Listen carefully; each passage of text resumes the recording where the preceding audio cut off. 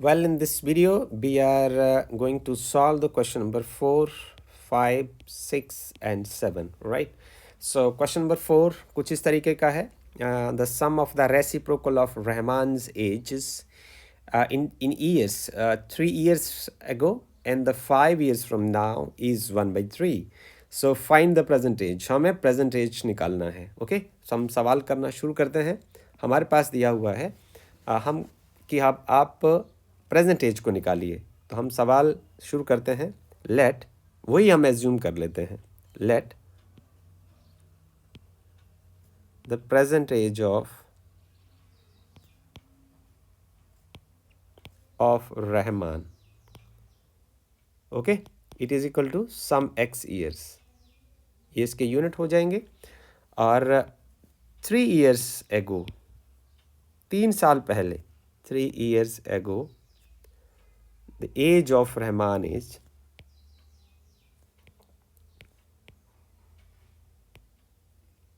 कितनी हो जाएगी? आज से 3 साल पहले 3 घटा दीजिए, ठीक है, years. And 5 years from now, 5 years later, the age of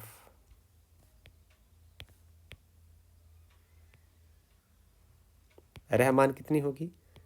आज से 5 साल बाद आप 5 जोड़ दीजिए. ओके. अब अकॉर्डिंग टू क्वेश्चन हमें ये कहा गया है, देखिए आपको ये कहा गया है कि आप अब इन दोनों एजेस का रेसिप्रोकल निकालना है आपने. मीन्स जो हमारे पास आया x-3 का रेसिप्रोकल हो जाएगा 1/x-3 और x+5 का जो रेसिप्रोकल हो जाएगा 1/x+5 हो जाएगा. ओके. अब कहता है कि यदि इन दोनों का रेसिप्रोकल निकाला जाए तो वो 1/3 के बराबर आता है. Right, this is what he has said. So हमें ऐसे कह देते हैं कि अकॉर्डिंग टू क्वेश्चन, जैसे क्वेश्चन में कहा गया है, according to question this is 1/x-3 plus 1/x+5 is equal to 1/3. हम इसको इक्वेशन नंबर 1 मार्क कर देते हैं. अब हम इसको सॉल्व करने की कोशिश करते हैं. हम ऐसा लिखते हैं कि इक्वेशन नंबर 1 को हम मल्टीप्लाई कर देंगे डिनोमिनेटर के प्रोडक्ट के साथ, 3 × x-3 एंड x+5. ओके. जब आप गुणा करेंगे तो आपके पास क्या होगा? आपके पास इस पार्ट में बचेगा, यहाँ से x-3 से x-3 कैंसिल हो जाएगा. हमारे पास रह जाएगा 3 × x+5. इस पार्ट में आप चलें तो x+5 से x+5 कैंसिल हो जाएगा गुणा करते टाइम. आपके पास बचेगा 3 × x-3 और जो राइट हैंड साइड में आपके पास बचेगा x-3 × x+5. ओके. मल्टीप्लाई कर दीजिए, ब्रैकेट खोल दीजिए, यहाँ से आपके पास आ जाएंगे 3x + 15 और यहाँ से आ जाएंगे आपके पास 3x - 9 इज इक्वल टू, इसको खोलिए, आपके पास आएगा x² + 5x, this is -3x - 15. Right. सो अब इसको पहले सॉल्व कर लेते हैं हम. 3x + 3x, this is 6x, 15 - 9 + 6, it is equal to x², 5x - 3x + 2x - 15. अब ये जो पार्ट है इसको परे ले जाइए, आपके पास बचेगा x², 2x पहले ऑलरेडी है, 6x वहाँ जाएंगे, -6x हो जाएंगे, -15 ऑलरेडी उधर है, +6 उधर जाएंगे, -6 हो जाएंगे, it is equal to 0.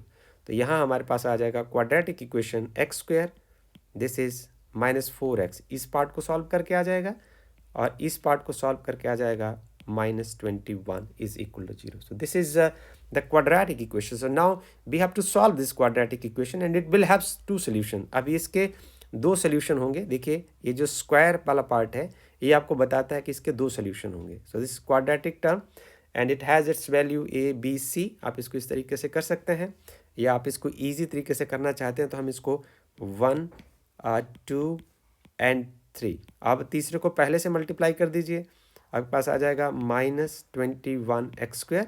Multiply करके आना चाहिए, जोड़ने के बाद आपने इसको इस तरीके से डिवाइड करना, -4x आना चाहिए.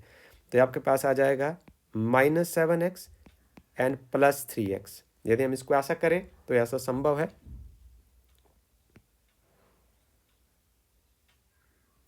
सो अब हमारे पास आ जाएगा, इसको हम इक्वेशन नंबर 2 कह देते हैं।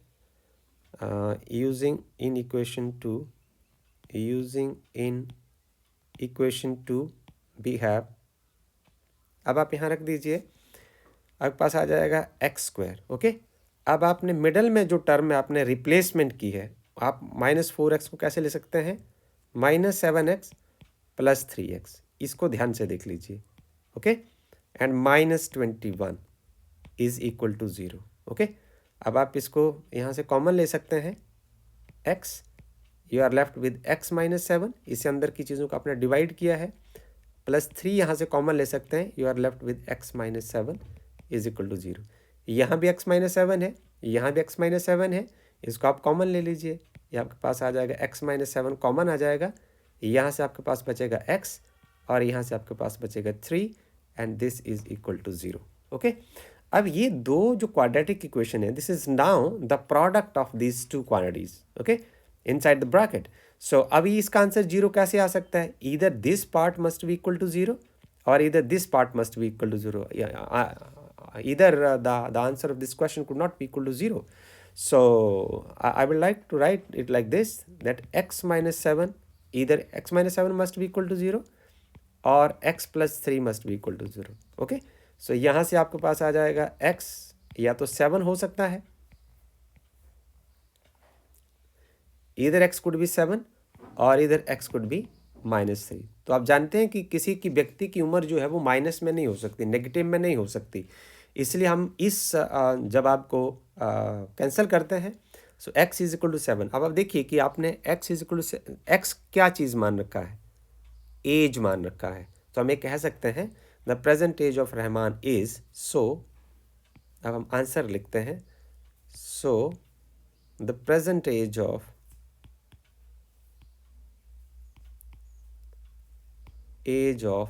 Rahman is equal to 7 years. और ये देखिए कितना सुंदर यूज़ है क्वाड्रेटिक इक्वेशन का। इस तरीके से हम जो प्रॉब्लम अपनी डेली लाइफ की इस तरीके से सॉल्व कर लेते हैं। अब आपको मेरे साथ अगले पेज पर चलना है और अगले पेज पर हम अगला सवाल हल करने वाले हैं। हम किताब खोलते हैं। किताब में लिखा है कि जो अगला सवाल है वो कुछ क्वेश्चन नंबर 5 वो कुछ इस तरीके का है। एक क्लास टेस्ट की हम बात करते हैं। इसमें शेफाली नाम की एक लड़की है जिसके 2 सब्जेक्ट में मार्क्स दिए गए हैं, मैथमेटिक्स और इंग्लिश है, और इन दोनों सब्जेक्ट के जो मार्क्स का सम है वो 30 है, right. The sum of the marks of this mathematics and English is 30। उसके बाद had she got the 2 marks more in mathematics, उसके मैथमेटिक्स में 2 मार्क्स ज़्यादा हैं, and 3 marks less in English, 3 marks जो है वो इंग्लिश में कम है। Had she got the 2 marks more in mathematics and 3 marks less in English, the product of their marks would have been 210। यदि उसके मैथ में 2 नंबर ज़्यादा आए होते, इंग्लिश में 3 नंबर कम आए होते, तो उसके जो मार्क्स का जो प्रोडक्ट होता वो 210 होता। तो find her marks in 2 subject. तो सबसे पहले हम जो बच्चे के मार्क्स हैं वो 2 सब्जेक्ट में सबसे पहले हम इमेजिन कर लेते हैं, कंसिडर कर लेते हैं। ओके, और उसके बाद हम सवाल को आगे करने की कोशिश करते हैं। देखिए आप कंसंट्रेट करिए। अब हम ब्लैक बोर्ड की ओर चलते हैं, सवाल शुरू करते हैं कुछ इस तरीके से। अच्छा, हम पहले लिखते हैं कि बच्चे का जो नाम है वो शेफाली है, तो आप शेफाली खुद कंसिडर कर लें। Let as per the question, according to question हम ये कहें का marks in math and marks in English, दोनों का जो सम है वो 30 है। ओके, सो लेट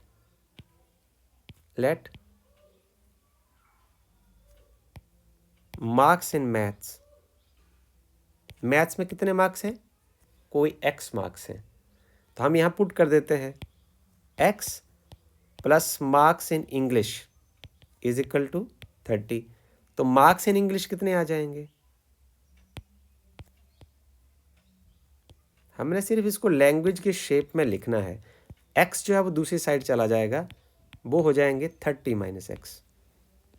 ओके, अब आपसे पूछा गया है कि यदि मैथ के मार्क्स 2 कम हो ज़्यादा हो जाएं, ओके, अकॉर्डिंग टू क्वेश्चन में कहा गया है मार्क्स इन मैथ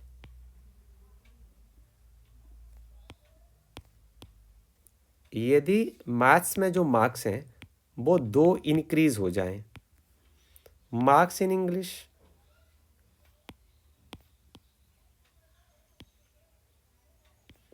और इंग्लिश में जो 3 मार्क्स घट जाएं, तो अभी तक प्रेजेंट मार्क्स कितने हैं? दिस इज 30 माइनस एक्स, इसमें से 3 मार्क्स और कम हो जाए तो कितने रह जाएंगे? ब्रैकेट खोलिए, 30 माइनस एक्स माइनस 3, इस पार्ट को सॉल्व करिए, आपके पास आ जाएगा जैसे 27 माइनस एक्स, इतने मार्क्स रह जाएं। अब यदि मार्क्स मैथ्स में 2 बढ़ जाएं और इंग्लिश में 3 कम हो जाएं तो एक नई सिचुएशन पैदा होती है, तो इन दोनों मार्क्स का जो मल्टीपल होगा 210 आ जाएगा। देन अकॉर्डिंग टू क्वेश्चन फिर ये कहा कि अब मैथ के जो मार्क्स हैं जो x+2 हो गए हैं और इंग्लिश के मार्क्स जो हैं वो 27 माइनस एक्स हो गए हैं, इनका जो प्रोडक्ट है वो 210 आएगा। अब आप जस्ट इसको सॉल्व कर दीजिए, क्वाड्रेटिक इक्वेशन बनेगा, उसके 2 सॉल्यूशंस होंगे, तो आपके पास आ जाएगा x into 27x minus x square plus 54 minus 2x is equal to 210। Right, so ये हमारे पास हो जाएगा माइनस एक्स स्क्वायर, आप क्वाड्रेटिक टर्म यहाँ लिख लीजिए। अब हम लीनियर टर्म को सॉल्व करते हैं, यहाँ आ जाएगा हमारे पास 25x plus 54 minus 210 is equal to 0। Okay, so आप माइनस से मल्टीप्लाई कर, पहले आप इस पार्ट को सॉल्व कर लीजिए। 54 minus 210 is 156, so this is minus x square plus 25x minus 156 is equal to 0। Minus से मल्टीप्लाई कर दीजिए, आपके पास आ जाएगा x square minus 25x plus 156 is equal to 0। Now this is a quadratic equation, so now we have to solve this quadratic equation. We have the base to solve this quadratic equation now. So now we'll solve this quadratic equation here.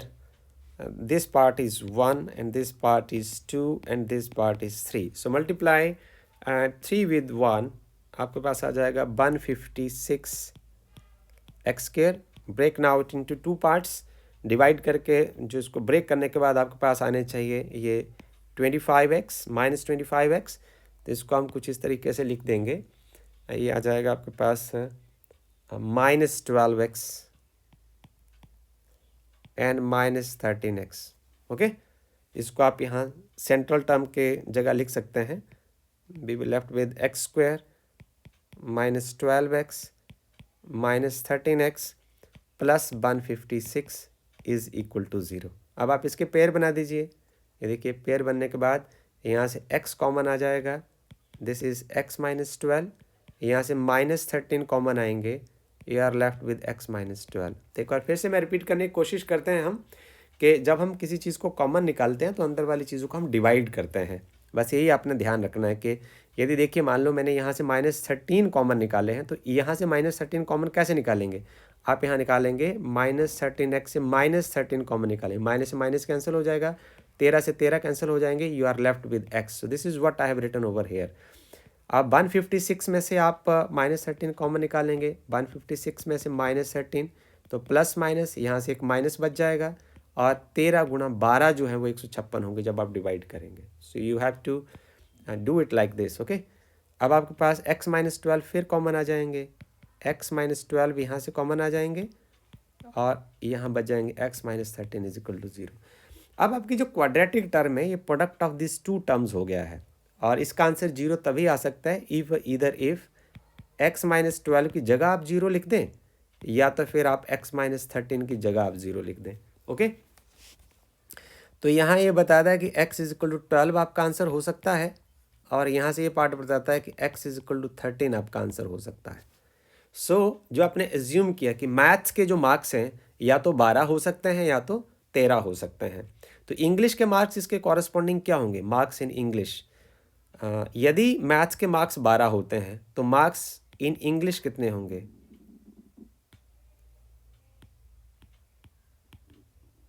English कितने होंगे? 30 minus 12, तो वो हो जाएंगे 18। यदि maths के marks 13 होते हैं तो मार्क्स इन इंग्लिश कितने हो जाएंगे? हो जाएंगे 30 माइनस 13, तो ये 17। दोनों ही आंसर जो है वो पॉसिबल है। ओके, अब हम नेक्स्ट क्वेश्चन। देखिए आप कितने मज़ेदार चीज़ें हैं, और इनको सिर्फ हमने मैथमेटिकल लैंग्वेज में सीखने की कोशिश करनी है, सब कुछ जो कहा है उसको लिखना है बस। अब हम चलते हैं अगले सवाल की ओर। अब हमारा सवाल है क्वेश्चन नंबर 6। इस सवाल में कहा गया है कि आपके पास एक रेक्टेंगुलर फील्ड है। रेक्टेंगुलर फील्ड कैसा होता है? कुछ इस तरीके का होता है, ठीक है। इसमें ये कहा गया है कि in this rectangular field is 60 metre, the diagonal of the rectangular field, इसकी बात की है। ये जो डायगोनल है it is 60 metre long than the shorter side. अब इसमें हम देखते हैं कि ये मान लो साइड x है, तो जो लॉन्गर साइड कितनी हो जाएगी? x प्लस 30 हो जाएगी। ओके, तो जो डायगोनल है वो शॉर्टर साइड से 60 मीटर ज़्यादा बड़ा है। सवाल कुछ इस तरीके से किया गया है। आपसे पूछा है कि find the sides of the field. तो साइड्स ऑफ द फील्ड क्या है? एक उसकी ब्रेथ है और एक उसकी लेंथ है, राइट। सो जो हमसे पूछा होता है हम उसको सबसे पहले इमेजिन कर लेंगे। फॉर एग्जांपल कि जो शॉर्टर साइड है उसको x मान लेंगे, तो जो उसकी लेंथ है वो x प्लस 30 आ जाएगी, और जो डायगोनल है वो x प्लस 60 है। वो शॉर्टर साइड से 60 मीटर ज़्यादा बड़ा है। ओके, हम इस तरीके से सवाल को प्रोसीड करेंगे। Okay, so now will start with black board पर चलते हैं। अब हम इसके लिए आपको नई स्लाइड पर चलना पड़ेगा। Let the shorter side is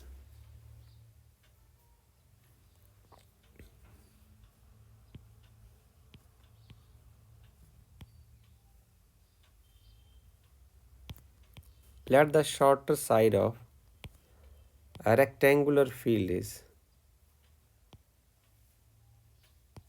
आपका जो फील्ड है वो रेक्टेंगुलर है। ओके, वो होगी कोई x मीटर, ठीक है। तो उसकी जो लॉन्गर साइड हो जाएगी, हम सीधा उसको लेंथ लिख देते हैं। ओके, जो लेंथ है वो शॉर्टर साइड से 30 मीटर ज़्यादा है, ठीक। और उसका जो डायगोनल है, डायगोनल ऑफ द फील्ड क्या है? वो शॉर्टर साइड से 60 मीटर ज़्यादा है। Okay, this is so easy to do it. अब इसका जरा हम डायग्राम बना के आपको बताते हैं कि डायग्राम में हम इसको कैसे रिप्रेजेंट करेंगे, राइट।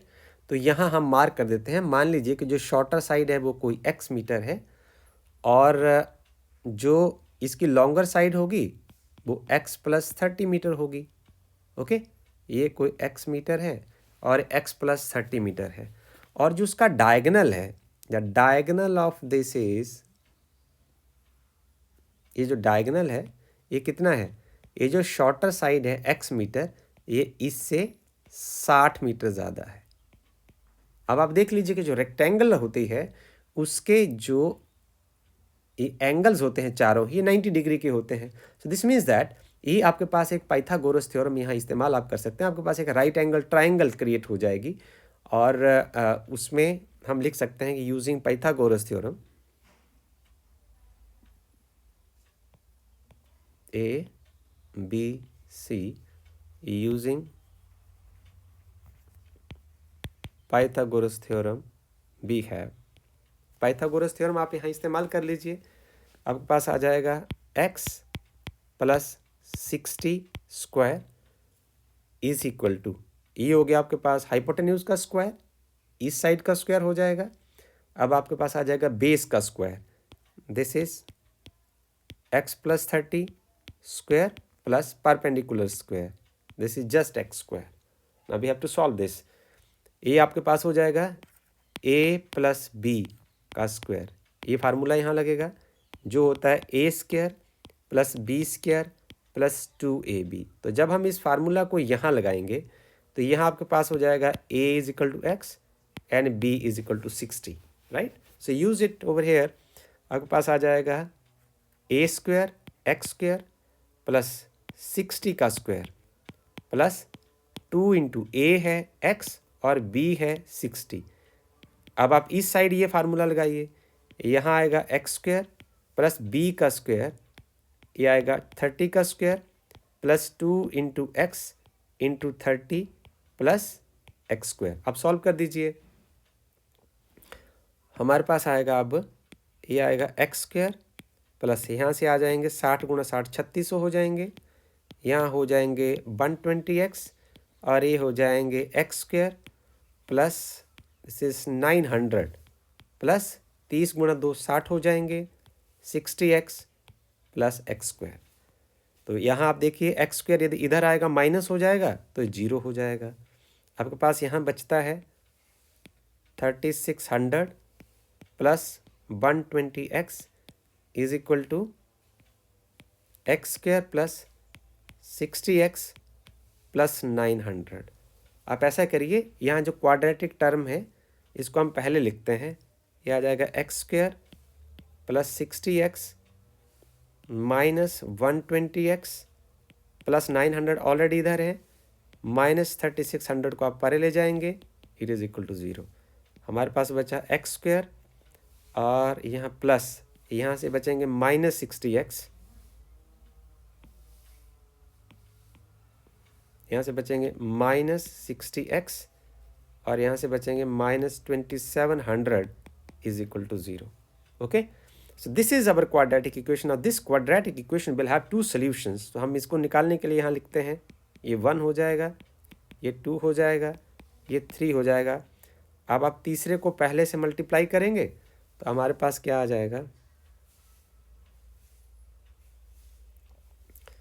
ये आ जाएगा हमारे पास माइनस 2700 एक्स स्क्वायर। अब हम इसको तोड़ देंगे ताकि जोड़ने के बाद जो है यहाँ सम करने के बाद आना चाहिए माइनस 60x और मल्टीप्लाई करने के बाद आना चाहिए माइनस 2700 एक्स स्क्वायर आना चाहिए। ओके, तो इसको हम कुछ ब्रेक करते हैं इस तरीके से, ये हो जाएगा माइनस 90x और plus 30x।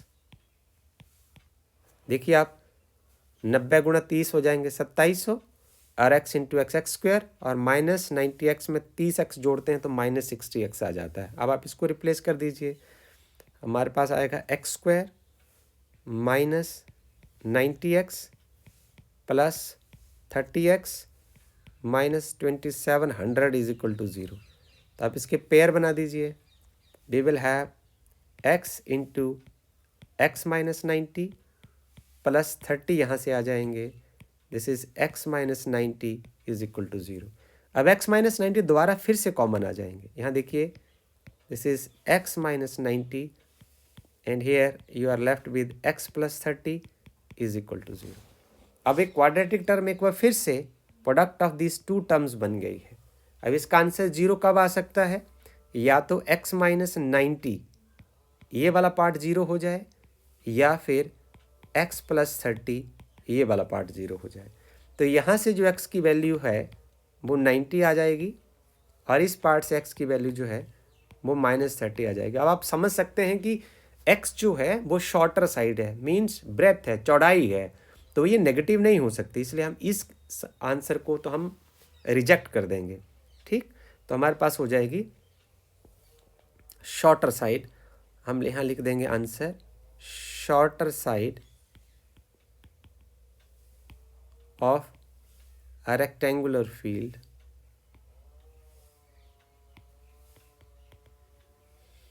is equal to 90 metre हो जाएगी। जो शॉर्टर साइड होगी वो 90 मीटर हो जाएगी। तो लेंथ कितनी हो जाएगी, लेंथ जो है वो शॉर्टर साइड से 30 मीटर ज़्यादा है, तो 90 तो शॉर्टर साइड है, उसमें 30 और जोड़ दीजिए, ये हो जाएगी 120 metre. So this is the answer of the question, right? So I think it is so enjoyable. आपको मनोरंजन हो रहा होगा, मैं ये उम्मीद से ही पढ़ा रहा हूँ आपको कि आप मनोरंजन करें और मैथमेटिक्स को एक लैंग्वेज की तरह सीखें। हम चलते हैं अगले सवाल की ओर। ये आज के वीडियो का हमारा अंतिम सवाल है और यह है सवाल number 7। Okay, now will shift our discussion to the question number 7। इसमें ये कहा गया है कि हमारे पास है difference of the squares of two numbers. हमारे पास कोई दो नंबर हैं, मान लीजिए एक नंबर x है, दूसरा नंबर y है। उनका जो डिफरेंस है, difference of squares of this two numbers, ये देखिए, difference of squares of two number is 180। बहुत मज़ेदार। Square of the smaller number is 8 time that of larger number. तो आपके ये जो दो नंबर हैं उसमें एक नंबर बड़ा है और एक नंबर छोटा है, स्मॉलर नंबर है। और उन दोनों के बीच में रिलेशन क्या है कि यदि आप छोटे नंबर का जो स्क्वायर है वो 8 से गुणा करने के बाद आता है लार्जर नंबर को। Find the two numbers. Okay, अब हम सवाल को हल करने की ओर चलते हैं। इसके लिए हमें ब्लैक बोर्ड पर चलना है। Let the larger number is, अगला स्लाइड लेते हैं। Now it's a question number 7. This is question number 7. This is question number 7. हम यहाँ लिख देते हैं, this is question number 7, right. हमारे पास दो नंबर्स हैं। Let the larger number is, हम यहाँ से शुरू करते हैं। लेट द, जो बड़ा नंबर है उसको हम x लिख देते हैं और जो स्मॉलर नंबर है तो नेचुरली हम उसको y लिख देते हैं।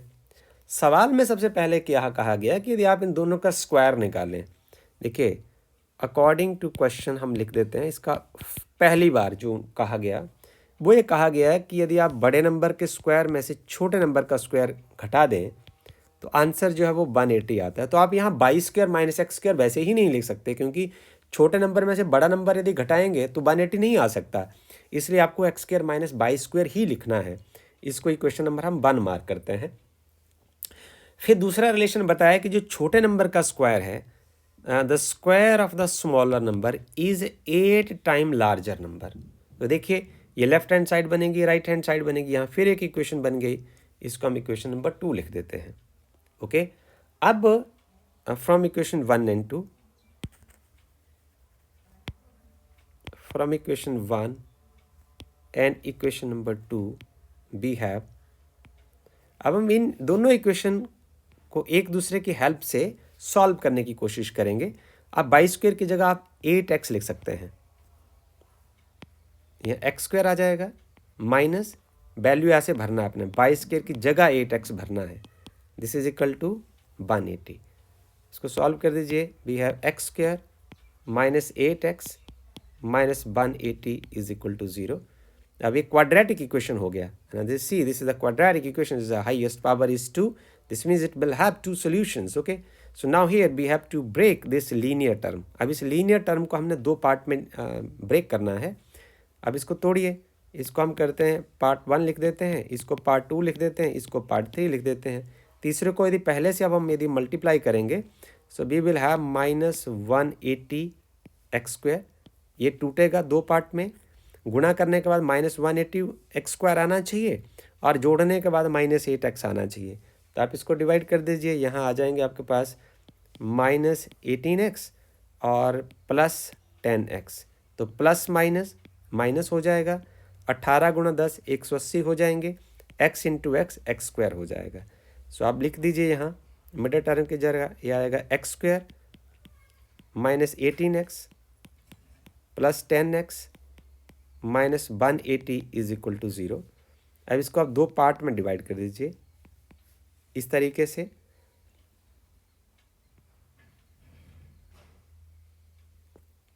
अब आपके पास फर्स्ट पार्ट में से x कॉमन आ जाएगा, फर्स्ट पेयर में से। तो यहाँ बचेगा आपके पास x माइनस 18 और दूसरे में से आपके पास 10 कॉमन आ जाएंगे। आपके पास बचेगा x minus 18, it is equal to 0। Here x minus 18 can be taken outside once again. So this is x minus 18, यहाँ से कॉमन आएगा तो यहाँ बचेगा x डिवाइड जब आप करेंगे, और यहाँ जब x माइनस 18 से डिवाइड करेंगे तो आपके पास 10 बच जाएंगे इज इक्वल टू 0। अब इन दोनों का प्रोडक्ट कब 0 हो सकता है? या तो आप x माइनस 18 की जगह यहाँ 0 लिखें, या फिर आप x प्लस 10 की जगह आप 0 लिखें। ओके, तो यही होता है इसका मतलब। हम यहाँ लिख देते हैं, या तो आप x माइनस 18 की जगह 0 लिखें, या फिर x प्लस 10 की जगह आप 0 लिखें। तो या तो आपका आंसर आ जाएगा x इज इक्वल टू 18 और x is equal to minus 10। तो हमने x को मान रखा है larger number, so larger number is 18, right? So I can say now the larger number is, so answer लिखते हैं हम, so larger number is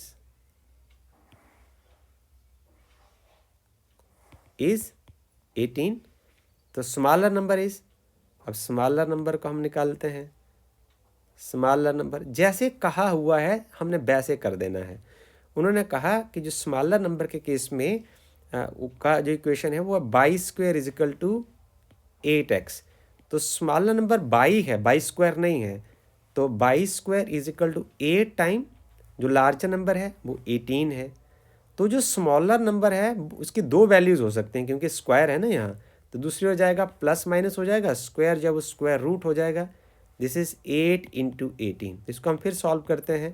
plus minus 8 को आप ले सकते हैं 4 क्रॉस 2, 18 को आप ले सकते हैं 2 cross 9, by is equal two plus minus. लिखिए ज़रा, 4 का जो को आप ऐसे ले सकते हैं 2 इंटू 2, आगे 2 इंटू 2 इंटू 9 को आप ले सकते हैं 3 इंटू 3। तो पेयर बना लीजिए। देखिए इसका 2 स्क्वायर बनेगा, स्क्वायर रूट से कैंसिल हो जाएगा। यहाँ 2 स्क्वायर बनेगा, स्क्वायर रूट से कैंसिल हो जाएगा। यहाँ 3 स्क्वायर बनेगा, 3 स्क्वायर रूट से कैंसिल हो जाएगा। मीन्स यहाँ से आपके पास बचेंगे प्लस माइनस 2 इंटू 2 इंटू 3। तो इसका आंसर क्या हो सकता है? 2 दूना 4 गुणा 3 12 हो जाएंगे। तो बाई का जो वैल्यू हो सकता है, बाई का जो वैल्यू हो सकता है या तो प्लस 12 हो सकता है या फिर माइनस 12 हो सकता है। It could be plus 12, positive 12, और इट कुड बी नेगेटिव 12। तो जो स्मॉलर नंबर है उसकी दो वैल्यूज़ जो है वो एग्जिस्ट कर सकते हैं। So this is all about this video, and we will be with the next group of 4 questions in the next video. Thank you.